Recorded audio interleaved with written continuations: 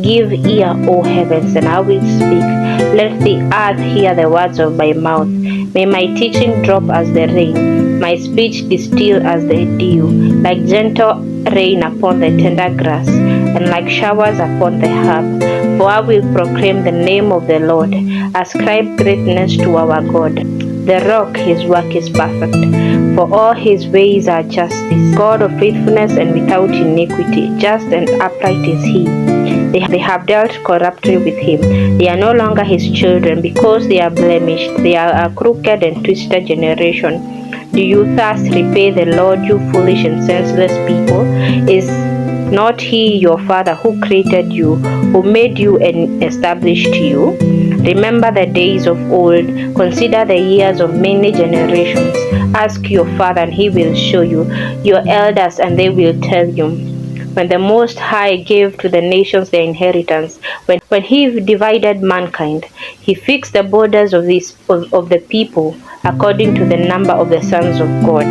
But the Lord's portion is his people, Jacob his allotted heritage. He found him in a desert land, and in the hollowing waste of the wilderness he encircled him. He cared for him, he kept him as an apple of his eye, like an eagle that stirs up its nest, that flutters over its young, spreading out its wings, catching them and bearing them on its pinion. The Lord alone guided him, no foreign god was with him. He made him ride on the high places of the land. He ate the produce of the field, and he suckled him with honey out of the rock, and oil out of the flinty rock, curds from herd and milk from the flock, with fat of the lambs and rams of Bashan and goats, with the very finest of the wheat, and you drank foaming wine made from the blood of the grape. But Jerusalem grew fat and kicked. You grew fat, stout, and sleek.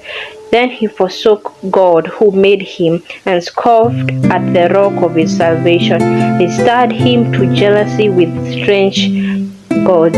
With abomination they provoked him to anger. They sacrificed to demons that were no God, to gods they had never known, to new gods that had come recently, whom your fathers had never dreaded. You were unmindful of the rock that bore you, and you forgot the God who gave you birth. The Lord saw it and spurned them, because of the provocation of his sons and his daughters. And he said, I will hide my face from them. I will see what their end will be, for they are a perverse generation, children in whom is no faithfulness. They have made me jealous with that which is no God. They have provoked me to anger with their idols. So I will make them jealous with those who are no people. I will provoke them to anger with a foolish nation. For a fire is kindled by my anger, and it burns to the depths of Sheol, devours the earth and its increase, and sets on fire the foundation of the mountains. I will heap disaster upon them. I will spend my arrows on them. They shall be wasted with hunger and devoured by plague and poisonous pestilence. I will send the teeth of the beast against them, with the venom of things that crawl in the dust. Outdoors the sword shall be reaved, and indoors terror.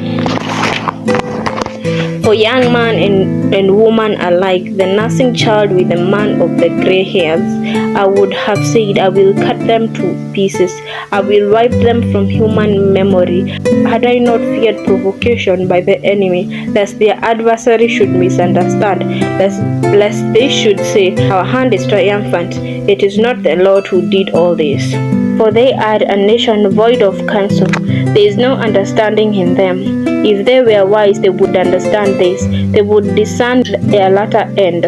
How could one have chased 1,000, and two have put 10,000 to flight, unless their rock had sold them, and the Lord had given them up? For their rock is not our rock, and our enemies are by themselves. For their vine comes from the vine of Sodom, and from the field of Gomorrah. Their grapes are the grapes of poison. Their clusters are bitter. Their wine is poisonous of serpents, and the cruel venom of asps. Is not this laid up in store with me, sealed up in my treasuries? Vengeance is mine, and recompense for the time when their foot shall sleep. For the day of their calamity is at hand, their doom comes swift. For the Lord will vindicate his people and have compassion on his servants. When he sees that their power is gone, and there is none remaining, bound and or free, then he will say, where are their gods, the rock in which they took refuge, who ate the fat of their sacrifice and drank the wine of their drink offerings? Let them rise up and help you. Let them be your protection. See thou that I am I, even I am he, and there is no God beside me. I kill and I make alive, I wound and I heal, and there is none that can deliver out of my hand. For I lift up my hand to heaven, and I swear as I live forever, if I sharpen my flashing sword, and my hand take hold on judgment, I will take vengeance on my adversaries, and I will repay those who hate me. I will make my arrow drunk with blood, and my sword shall devour flesh with the blood of the slain and the captives, from the long-haired heads of the enemy. Rejoice with him, O heavens, bow down to him, all gods, for he avenges the blood of his children and takes vengeance on his adversaries. He repays those who hate him and cleanses his people's land.